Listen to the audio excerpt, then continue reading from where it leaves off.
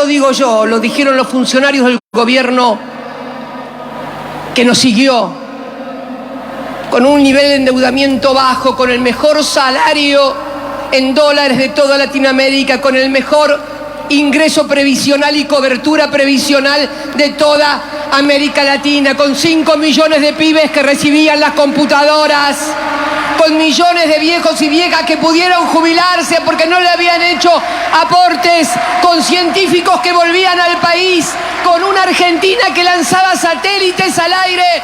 Podemos volver a ser esa Argentina porque ya la hicimos. La gente tiene que decidir si quiere volver a ser esa Argentina que alguna vez tuvieron. Muchas gracias, compatriotas, a todos y a todas. Bueno, cerraba ayer Cristina Fernández de Kirchner el acto en La Plata con muchísima gente a su alrededor escuchándola. Vamos a seguir desmenuzando ese discurso y para eso convocamos a Gustavo Marangoni, que es analista político. Guillermo y Florencia de Río Cuarto lo saludan. Gustavo, ¿cómo le va? Hola, buen día, muchas gracias por llamar. Bueno, yo la primera pregunta que tengo es como como el libro de Macri, ¿no? ¿Para qué? ¿Para qué fue el discurso de Cristina ayer? Porque no anunció nada, no lanzó su candidatura, nada. ¿Para qué? Para señalar que tiene la pretensión firme de tomar la lapicera y diagramar directamente, sin intermediaciones, el 2023 y su estrategia electoral. O sea que ella va a decidir, pero la última frase, ¿qué significa esto de tienen que decidir si quieren volver a esa Argentina, que estaba hablando del kirchnerismo? Creo que el manejo de la ambigüedad y todo lo que circula alrededor de su posible y eventual candidatura es un artefacto, digamos, que se suele usar en los momentos preelectorales.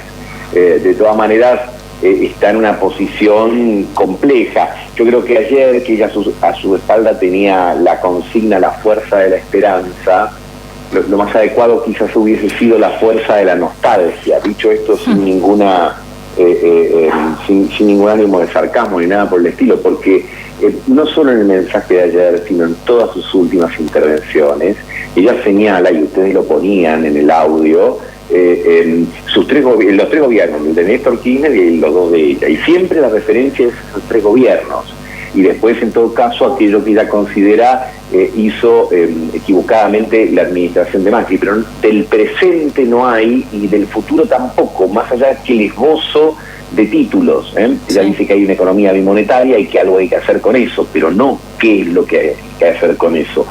Respecto del tema de la seguridad ayer, bueno, lo mencionó como una cuestión de agenda, también hizo una referencia a lo que se hacía en su época con los gendarmes o con los prefectos, pero no mucho más. Entonces, creo que allí es donde, ante la dificultad que supone este presente, que de acuerdo al mismo gráfico que ella mostró en el Estadio Único de La Plata ayer, la caída de los salarios reales sigue en este momento, sigue en esta coyuntura, y inclusive usó una imagen y dijo: después del 2015 comenzó un tobogán que todavía continúa. Entonces, desde ese punto de vista hay una situación clara de incomodidad, porque ella habla desde un lugar ajeno a este presente al cual pertenece plenamente. Sí, es más, recuerdo cuando mencionó esa suma fija que ahora van a poner, no un bono en realidad, como esa cosa que van a anunciar, siendo parte ella obviamente del gobierno, siendo la vicepresidenta. Ahora, cuando ella habla de convocatoria, ¿cree que es esta cuestión de no hacerse cargo nunca del gobierno, de no decir, bueno, nuestro gobierno del Frente de Todos, de no hablar nunca con ese plural, cree que le quita credibilidad, sobre todo para esos dirigentes políticos que busca convocar? Bueno, frente a su electorado no, porque evidentemente, bueno, ayer, no solo porque ayer el estadio estaba lleno, sino porque había distintos dirigentes de la provincia de Buenos Aires, de otros distritos. Es más, si uno hace un link entre el acto de ayer y las declaraciones en una entrevista de la semana pasada de Máximo Kirchner, donde decía hay que hacer una gran mesa, donde tengo gobernadores, CGT, movimientos sociales, lo que está diciendo es todos en una mesa con Cristina, pero seguramente con la idea de que en esa mesa hay una primus inter pares, ¿no? Entonces, yo creo que el desafío de Cristina en este contexto del oficialismo es cómo plantear una distancia con la caída de los ingresos, con la situación inflacionaria y poner el foco en otro lugar. Ahora, vuelvo al tema que estaba escrito en su espalda, la esperanza y la espera con fe sobre algo que va a suceder en el futuro. Bueno, ¿qué sería?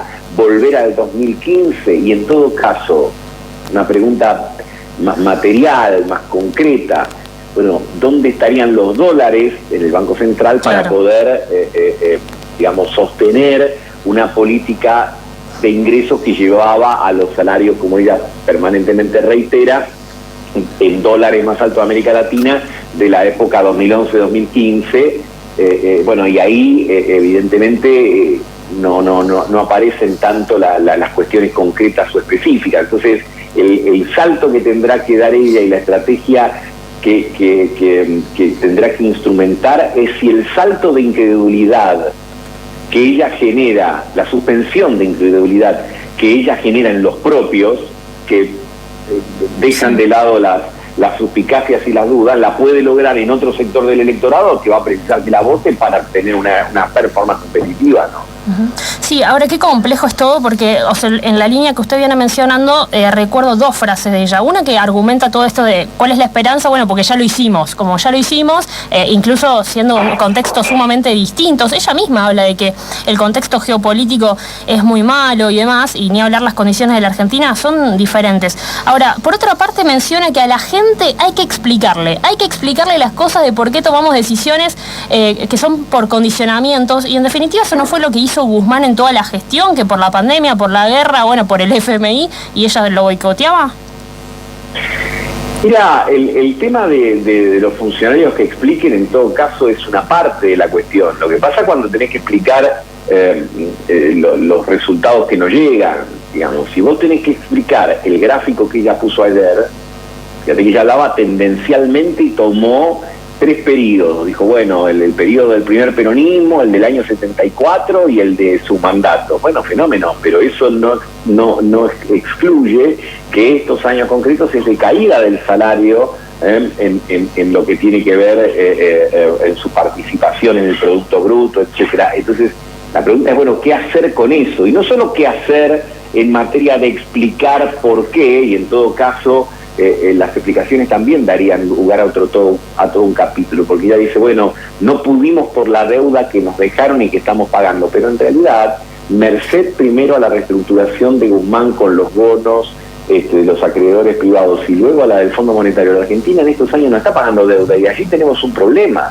porque la Argentina empieza a pagar deuda en dólares a acreedores externos y al fondo a partir del año 2024, 2025 sobre todo y 2026. Y si estamos lejos todavía del equilibrio presupuestario y por lo tanto más lejos del superávit presupuestario, la pregunta es cómo vamos a hacer para pagar. Eso es lo que explica por qué en la actualidad tenemos un riesgo país que duplica el de Ucrania, que está en guerra, como es público y notorio. Entonces, el tema de la política es que no comienza cuando uno propone los fines, porque en los fines más o menos estamos todos de acuerdo, todos queremos que los salarios crezcan, que haya trabajo, que tengamos estabilidad. La política empieza con la discusión de los medios y de los instrumentos, y de eso ayer no hubo nada, o al menos hubo muy poco. Gustavo, buenos días, Guillermo, lo saluda. Permítame establecer un matiz. No pareciera, por lo menos en el discurso público y el de los hechos, que estemos todos de acuerdo en que los salarios crezcan, ¿no? Más bien, lo que están creciendo son las ganancias de los grupos concentrados, pero esa es otra discusión. Lo que quiero preguntarle es si no hay un ninguneo político obvio, judicial se sospecha, pero analítico también, respecto de que aquí hubo un atentado contra una vicepresidenta, estuvimos al límite de un magnicidio y pareciera que no se lo incorpora a los análisis ni del discurso de ayer de Cristina, ni un antes y un después de eso. ¿Usted no valora ese episodio como un hecho bisagra en nuestra historia de 40 años de democracia? Dos elementos. Uno, respecto a tu primera observación. Yo decía que estamos de acuerdo nominativamente o exclamativamente en la idea de que los salarios deben crecer. De ninguna manera de que los salarios crecieran, ¿no? Obviamente, todo lo antedicho señalaba que los salarios vienen cayendo.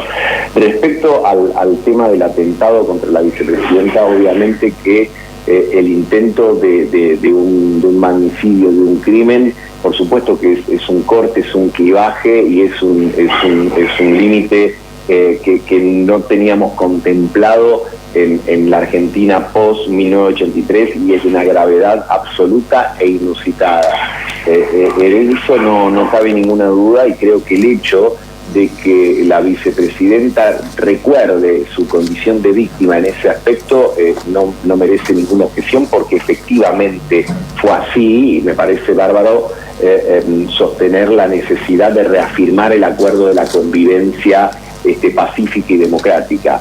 Ahora, eso es un tema que obviamente tiene que ser señalado permanentemente, pero la agenda de ayer fue bastante más amplia, y cuando se plantea el tema de los acuerdos, uno lo que tiene que, de otros acuerdos en materia de seguridad o en materia económica, en los otros tópicos, bueno, lo que uno tiene que preguntarse es si el periodo preelectoral es el momento donde hay más incentivos para el acuerdo o hay más incentivos para la competencia. Y la lógica diría que es muy difícil establecer algún tipo de acuerdo